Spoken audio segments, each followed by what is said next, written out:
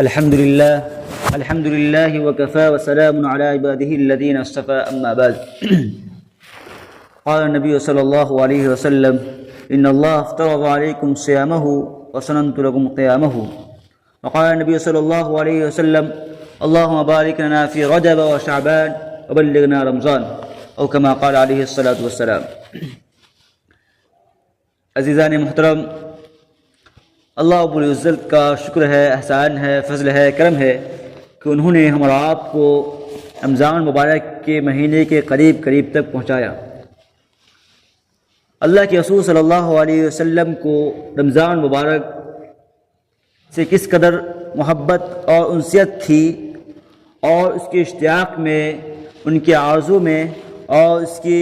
چاہت میں اللہ کے رسول صلی اللہ علیہ وسلم 2 ماہ قبل ہی یہ دعا فرماتے تھے، اللہم بارک لنا فی رجب و شعبان وبلغنا رمضان. اے اللہ ہماری عمر اتنی کر دے، اتنی دراز کر دے کہ جس طرح آپ نے ہمیں رجب اور شعبان میں پہنچایا، یہاں تک ہمیں پہنچایا اور ہماری عمر میں برکت عطا فرمائی، اسی طرح اللہ رب العزت ہماری عمر کو اتنی دراز کر دے، یہاں تک پہنچا دے کہ ہم رمضان مبارک کے مہینے کی برکتوں کو حاصل کر سکے. اللہم بارک لنا فی رجب و شعبان وبلغنا رمضان، ہمیں رمضان تک پہنچا دے. حضور پاک صلی اللہ علیہ وسلم کا یہ شوق تھا اور یہ آرزو تھی، اس لیے کہ حضور پاک صلی اللہ علیہ وسلم کو رمضان مبارک کی اہمیت کا پتہ تھا اور اس میں کیا کیا انوار و برکات ہوتے ہیں اس سے آپ صلی اللہ علیہ وسلم واقف تھے، اور اس تعلیم سے اور یہ بتانا مقصود تھا کہ اس شوق کو جو ہم کر رہے ہیں، یعنی ہم اس چیز کی آرزو کر رہے ہیں کہ اللہ رب العزت ہمیں رمضان تک پہنچا دے، ہماری عمر کو دراز کر دے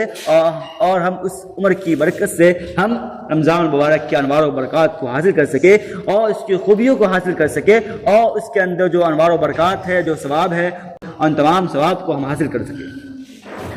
اور اس سے اللہ رب العزت نے حضور پاک صلی اللہ علیہ وسلم کے ذہن میں یہ بات اس لیے بھی ڈالی ہوگی کہ تاکہ آنے والی نسلوں کو اور آنے والی قوموں کو یہ تعلیم مل سکے، یہ سبق مل سکے کہ رمضان مبارک کی اہمیت کیا ہے. اس شوق کی وجہ سے بھی ایک اہمیت حاصل ہوتی ہے کہ اللہ کے رسول صلی اللہ علیہ وسلم 2 ماہ قبل ہی اس رمضان کے شوق میں، اس کے آنے کی تمنا میں اور اس ماہ میں اپنے آپ کو زندہ رہنے میں اور اپنے آپ کو ثواب کے لوٹنے میں اتنا شوق تھا. تو اس سے یہ ایک سبق یہ ملتا ہے کہ رمضان مبارک کی اہمیت کا اندازہ اس حدیث سے ہوتا ہے. حضور پاک صلی اللہ علیہ وسلم رمضان مبارک کے سے پہلے والے مہینے یعنی شعبان المعظم میں آپ صلی اللہ علیہ وسلم کا کچھ خاص معمول تھا. اس میں سے ایک یہ معمول تھا حضور پاک صلی اللہ علیہ وسلم اس شعبان المعظم میں، شعبان کے مہینے میں کثرت سے روزہ رکھتے تھے. ایک تو یہ وجہ تھی روزہ رکھنے کی کہ ہم رمضان مبارک میں جو روزہ رکھیں گے اس کے اندر بشاشت ہوگی اور پوری جستجو کی راہ اور پوری طاقت کے ساتھ ہم رمضان مبارک کا روزہ رکھ سکیں، کیونکہ اگر اس مہینے میں ہم روزہ رکھ لیں گے تو ایک تھوڑی سی ٹریننگ اور مشق ہو جائے گا، جس کی وجہ سے ہم رمضان مبارک میں جو روزے رکھیں گے اتنی پریشانی اور دقت نہیں ہوگی. ایک تو یہ وجہ تھی. دوسری وجہ یہ ہو سکتی ہے کہ آپ صلی اللہ علیہ وسلم یہ امت کو بتانا بھی چاہتے تھے کہ آج ہم ابھی سے اپنے گناہوں کو جو معاف کرواتے رہیں، تاکہ روزہ رکھنے کی وجہ سے جو کچھ گناہ ہم سے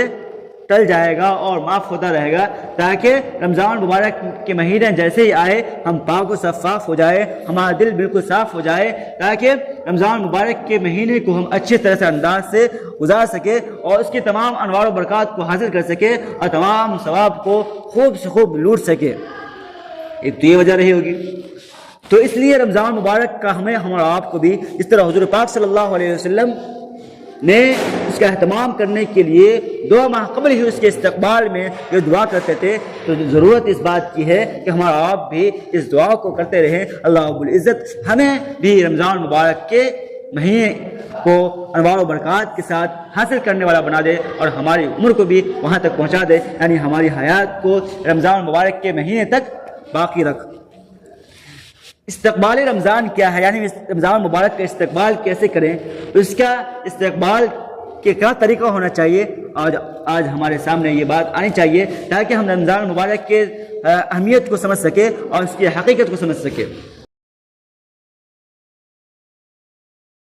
یعنی استقبال کرو رمضان مبارک کا پورے شوق سے، پورے امنگ سے اور اچھے انداز سے استقبال کرو۔ استقبال کیسے کرنا؟ استقبال کرنے کا یہ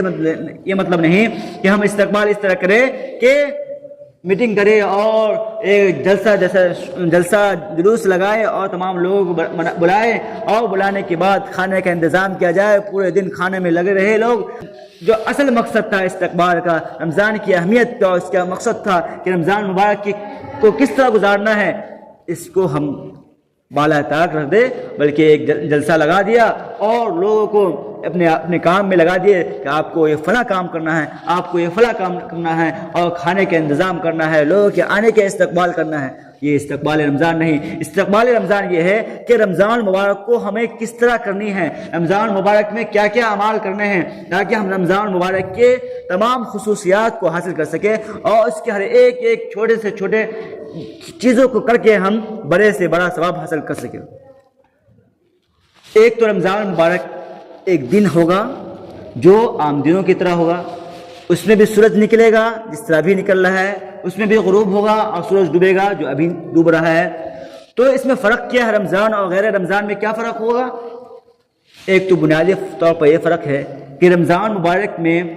دیگر مہینوں کی طرح ایک فرق یہ ہوتا ہے کہ رمضان مبارک میں ہم قیام یعنی تراویح پڑھتے ہیں۔ دوسرا فرق یہ ہے کہ جس طرح ہم غیر رمضان میں، رمضان کے علاوہ مہینے میں ہم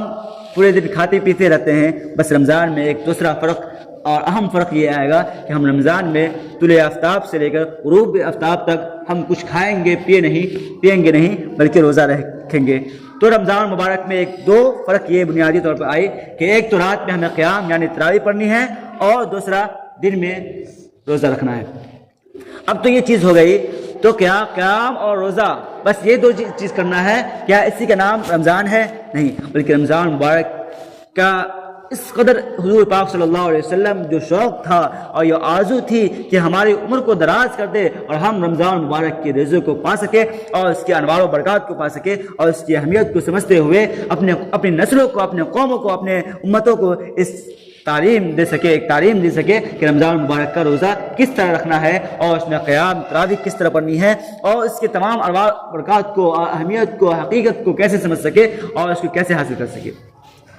تو ایک تو یہ ہوا کہ صبح طلوع ہوگا، آفتاب طلوع ہوگا، سورج طلوع ہوگا، وہاں سے ہمیں سحری کرنی ہے اور وہاں سے ہمیں روزہ رکھنا ہے اور غروب تک روزہ رکھنا ہے، یعنی ایک بھوکے رہنا ہے۔ تو کیا بھوکے رہنے کو رمضان مبارک کا روزہ ہو جائے گا؟ کیا ہم صرف بھوکے رہنے کو ہم روزہ سمجھ لیں اور یہ رمضان گزر گیا تو ہمارا رمضان بھی گزر گیا اور ہمارے انوار و برکات حاصل ہو چکے اور ہمیں تمام ثواب حاصل ہو گیا؟ ایسا نہیں، بلکہ قرآن کریم کی آیت ہے سورہ بقرہ کی آیت، یا ایھا الذین آمنوا کتب علیکم الصیام کما کتب علی الذین من قبلکم لعلکم تتقون۔ یہ پوری آیت ہے، اس کی تشریح بہت لمبی ہے، مختصر ہے۔ یا ایھا الذین آمنوا، اے ایمان والو، یا ایھا الذین آمنوا کتب علیکم الصیام، تم پر روزہ فرض کیا گیا ہے۔ ایسا نہیں ہے کہ روزہ تم پر ہی فرض کیا گیا ہے، بلکہ اس سے پہلے جو امتی آئے تھے، حضور پاک صلی اللہ علیہ وسلم کی امتی ہم لوگ ہیں، اس سے پہلے جو قومیں آئی، اس سے پہلے جو نبی آئے، ان کے قوم پر بھی روزہ فرض کیا گیا تھا، جیسے کہ قرآن کریم کی آیت بتاتی ہے، یا ایھا الذین آمنوا، اے ایمان والو، کتب علیکم الصیام، تم پر روزہ فرض کیا گیا ہے، یعنی حضور پاک صلی اللہ علیہ وسلم کی امتی پر فرض کیا گیا ہے۔ قرآن کریم تو حضور پاک صلی اللہ علیہ وسلم پر نازل ہوا نا، اس لیے یہ بات اس سے یہ نہ سمجھ میں آئے کہ حضور پاک صلی اللہ علیہ وسلم کی قوم پر ہی روزہ فرض کیا گیا ہے، اس لیے اللہ تعالیٰ نے اس اعتراض کے آنے سے پہلے ہی دوسری آیت ذکر کر دی، یا ایھا الذین آمنوا کتب علیکم الصیام کما کتب علی الذین من قبلکم، تم پر روزہ فرض کیا گیا اس طرح جیسا کہ کما کتب علی الذین من قبلکم، جیسا کہ تم میں سے پہلے امتی جو تھے اس پر فرض کیا گیا تھا۔ اس آیت سے یہ بات ثابت ہو گیا کہ قرآن کریم یہ بات ثابت کر دیا، اللہ رب العزت یہ بتا دیے کہ ایسا نہیں ہے کہ آپ پر ہی فرض کیا جا رہا ہے، بلکہ اس سے پہلے جو قوم تھی اس پر بھی روزہ فرض تھا، کما کتب علی الذین من قبلکم۔ آگے والی جو آیت آ رہی ہے، آگے والے جو جملے آ رہے ہیں، کما کتب علی الذین من قبلکم، اور کوئی سوال کرے کہ روزہ ہم کیوں رکھ رہے ہیں، تو سوال کا جواب کون دے گا؟ اللہ تعالیٰ نے قرآن کریم میں جواب دے دیا، کما کتب علی الذین من قبلکم۔ یہاں تک یہ بات ہو گئی کہ روزہ فرض کیا گیا، ایسا فرض کیا گیا جیسا کہ پہلے جس طرح تم پر فرض کیا گیا ہے، اس سے پہلے بھی امتیوں پر فرض کیا گیا تھا۔ کیوں فرض کیا گیا؟ روزہ کیوں رکھوایا جا رہا ہے؟ لعلکم تتقون، تاکہ تم متقی بن جاؤ، پرہیزگار بن جاؤ۔ ایمان والے ہونے کے ساتھ ساتھ تم نے کلمہ طیبہ پڑھ لیا تو ایمان والا ہو گیا، تو کیا ایمان والے ہونے کے بعد ہم نے روزہ صبح سے شام رکھ لیا تو کیا صرف بھوکے رہنے سے ہم اللہ رب العزت کے حکم کی فرمانی، حکم جو اللہ رب العزت نے دیا تھا روزہ رکھنے کا وہ تو ہم کر لیے؟ تو کیوں کر رہے ہیں؟ ایسا نہیں ہے، بلکہ اللہ تعالیٰ فرماتے ہیں کما کتب علی الذین من قبلکم، تم نے پہلے امتیوں کی طرح روزہ فرض ہم نے کیا، جس طرح پہلے امتیوں پر کیا تھا تم پر بھی کیے، تم نے روزہ رکھ لیے۔ اب اس سے تمہارا کیا فائدہ ہوگا؟ لعلکم تتقون، تاکہ تم پرہیزگار بن جاؤ گے، متقی بن جاؤ گے اور صحیح معنی ایمان والے بن جاؤ گے۔ کیسے؟ اس طور پر کہ آدمی صبح سے لے کر شام تک جو بھوکے رہتا ہے، حالانکہ بھوکا رہنا ایسی شکل ہے، ایسی چیز ہے کہ آدمی کو دکھتا نہیں کہ آدمی بھوکے ہے یا نہیں۔ نماز پڑھتا ہے، آدمی کو دکھتا ہے نماز پڑھ رہا ہے، اور حج کر رہا ہے تو لوگوں کو دکھتا ہے کہ ہاں طواف کر رہے ہیں اور مینا مزدلفہ جا رہے ہیں، عمرہ کر رہے ہیں، تو یہ چیز دکھتی ہے۔ اور اللہ رب العزت کے دیگر احکام، نماز، روزہ، زکوٰۃ میں بھی کسی کو پیسے دیتا ہے تو وہ بھی دکھ جاتا، اگر نہیں دکھتا تو جس کو دے رہا ہے اس کو جو دکھ رہا ہے کہ یہ پیسہ دیا جا رہا ہے تو یہ بھی چیز دکھ رہا ہے۔ لیکن روزہ ایسی چیز ہے، روزہ کسی کو نہیں دکھتا، یعنی بھوکے رہنے والی حالت کسی کو نہیں دکھتا۔ تو اس سے یہ سمجھ میں آیا کہ اللہ رب العزت کے لیے ہی ہم روزہ رکھ رہے ہیں، اور اللہ رب العزت کی نظر میں ہم روزہ رکھ رہے ہیں، اور ہمارے دل میں یقین ہوتا ہے کہ ہم جو بھوکے پیاسے ہیں وہ کس لیے ہے؟ وہ بس اللہ رب العزت کے لیے ہے۔ لہذا یہ بات ثابت ہوئی کہ بھوکے رہنے سے ہمارے اندر متقی اور پرہیزگاری اس طور پہ آئے گی کہ ہم اور آپ کو کوئی نہیں دیکھ رہا ہے، ہم ایک بند کمرے میں ہیں، بند کوٹلی میں ہیں، بند حجرے میں ہیں، ہمیں کوئی نہیں دیکھ رہا ہے، ہم اکیلے ہیں، تنہے تنہا ہے، کوئی نہیں دیکھ رہا ہے۔ اس کے باوجود بھی ہمارے گھروں میں فریج بھی رکھی ہوئی ہے اور ٹھنڈے ٹھنڈے پانی بھی رکھے ہوئے ہیں، اور ہم کھانا بھی بنا رہے ہیں، ہر چیز کر رہے ہیں، لیکن ہم نہیں کھا رہے ہیں، حالانکہ کوئی نہیں دیکھ رہا ہے، لیکن اس کے باوجود ہم نہیں کھا رہے ہیں، نہیں پی رہے ہیں۔ وہ کیوں؟ اس لیے کہ ہمارا آپ کے دل میں اللہ رب العزت کا خوف ہے، ایک ڈر ہے کہ اللہ رب العزت ضرور دیکھ رہا ہے۔ اس سے ہمارے ایمان میں پختگی آتی ہے اور ہمارا ایمان مضبوط ہوتا ہے کہ اور ہمیں متقی اس طور پہ بنتے ہیں کہ ہمارے اندر پرہیزگاری آ گئی، کہ اللہ رب العزت کا ایک خوف آ گیا، اور ہمارے ذہن میں یہ بات آ گئی کہ اللہ رب العزت ہمیں دیکھ رہے ہیں، اور لہذا جب دیکھ رہے ہیں تو اللہ رب العزت کے لیے ہم روزہ رکھ رہے ہیں، ہم کسی اور کے لیے روزہ نہیں رکھ رہے ہیں، بلکہ کوئی نہیں سمجھ رہا ہے کہ یہ روزہ ہے۔ کوئی پوچھے گا تو سمجھ میں آئے گا کہ ہاں یہ روزہ ہے یا نہیں ہے، تو کوئی نہیں دیکھ رہا ہے، کوئی یہ سمجھ بھی نہیں رہا فلاں بندہ روزہ ہے یا نہیں، لیکن پھر بھی ہم روزہ رکھ رہے ہیں۔ اور روزہ کے ساتھ ساتھ صرف روزہ نہیں رکھ رہے ہیں، بلکہ روزہ کے ساتھ ساتھ جو لوازمات ہے وہ تمام چیز سے باز آ رہے ہیں، تمام چیزوں سے روک رہے ہیں۔ کیا لازمات روزے سے بچنے کیا ہے؟ کہ روزے میں گناہوں سے بچنا، یہ بھی الحمدللہ ہو رہا ہے۔ ہمیں خوف ہے کہ اگر ہم کوئی ایسا گناہ کر لے جس وجہ سے ہمارا روزہ خراب ہو جائے گا، روزہ ٹوٹ جائے گا، روزہ فاسد ہو جائے گا، تو ہم وہ گناہ کے کام نہیں کر سکتے، غلط چیز نہیں کر سکتے، ایک جھوٹ نہیں بولتے ہیں، بچتے ہیں کہ ہو سکتا ہے کہ ہمارا روزہ خراب ہو جائے، جھوٹ نہیں بولتے ہیں اور غلط چیز نہیں کرتے ہیں، غلط چیز نہیں دیکھتے ہیں۔ تو یہ پرہیزگاری تو یہی ہے کہ ہمارا آپ تمام گناہوں سے بچتے ہوئے زندگی گزارے، یہ پرہیزگاری ہے۔ اللہ رب العزت اس لیے فرمایا لعلکم تتقون، تم روزہ اس لیے رکھو تاکہ تم پرہیزگار بن جاؤ اور تمہارے اندر پرہیزگاری آ جائے۔ آج جب تم 30 دن کے روزے یا 29 دن کے روزے جو بھی ہو وہ تم اگر پوری پابندی کے ساتھ رکھ لیے اور ان کے جو آداب کی رعایت کرتے ہوئے رمضان مبارک کے تمام انوار و برکات کو حاصل کر لیے، وہ اس طور پر حاصل کیے کہ اس طور پر حاصل ہوگا کہ ہمارا آپ اس کے تمام انوار و برکات کے ساتھ، ہم اور آپ تمام آداب کے ساتھ، اور رمضان مبارک کے روزے رکھنے کی جو فضیلت ہے، جو حقیقت ہے، جو اہمیت ہے، ان تمام اہمیت کو سمجھتے ہوئے ہم رمضان مبارک کے ہر ایک کام کو ادا کریں۔ اللہ کے رسول صلی اللہ علیہ وسلم نے فرمایا کہ کوئی شخص اگر رمضان مبارک میں ایک فرض ادا کرتا ہے تو اس کو 70 فرض کا ثواب ملتا ہے۔ کوئی شخص اگر سنت پڑھتا ہے اور سنت والا عمل کرتا ہے، اللہ رب العزت اس کا فرض کا ثواب دیتا ہے، اور کوئی نفل ادا کرتا ہے، نفل نماز، نفل صدقہ کرتا ہے تو اس کو سنت کا ثواب ملتا ہے۔ لہذا جو آدمی غیر رمضان میں، رمضان مبارک کے مہینے کے علاوہ مہینے میں اگر آپ ایک فرض نماز پڑھتے ہیں، مثال کے طور پر عشاء کی نماز، آپ فرض 4 رکعت نماز پڑھیں اور اسی عشاء کی نماز کو آپ نے رمضان مبارک میں ادا کیا اور اہتمام کے ساتھ ادا کیا، تو گویا آپ نے ایک وقت کی نماز ادا کی ہے، لیکن اللہ رب العزت آپ کو 70 وقت کی نماز کا، 70 فرض کا کے ثواب عطا فرمایا۔ اور اسی طرح آپ نے ایک سنت ادا کی تو گویا آپ نے سنت نہیں ادا کی بلکہ فرض ادا کی، اور فرض کا جو ثواب ہے وہ آپ کے سنت کے پڑھنے پر بھی ملتا ہے۔ اسی طرح نفل آپ اگر 2 رکعت نفل پڑھ رہے ہیں گویا آپ کو نفل کا جو ثواب غیر رمضان میں ملتا ہے، رمضان کے علاوہ مہینوں میں ملتا ہے، تو آپ کو رمضان مبارک میں اس سنت کا ثواب ملے گا۔ اللہ کے رسول صلی اللہ علیہ وسلم نے آپ کو یہ تعلیم دی ہے کہ ہمارا آپ رمضان مبارک کے مہینے کا استقبال کرے اور اس کے آنے سے پہلے اپنے گناہوں کو جھراتے رہے، اپنے گناہوں کو ہلکا کرتے رہے، اپنے آپ کو پاک باز بنا رہے۔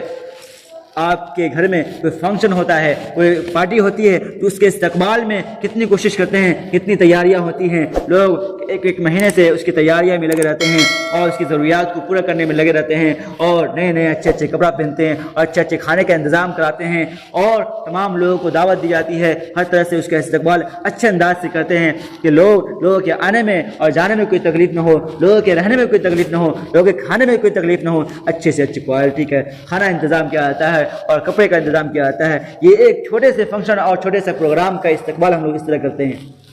جس کی کوئی حقیقت نہیں ہوتی۔ تو رمضان مبارک کا اتنا بڑا اہتمام کرنا ہے، کس طرح اہتمام کرنا ہے کہ ابھی سے اپنے آپ کو رمضان کے لیے تیار کرنا ہے۔ جو کامیں ہیں جو رمضان مبارک میں کرنے ہیں ان تمام کاموں کو ابھی سے سمٹتے جائے اور اپنے وقت کو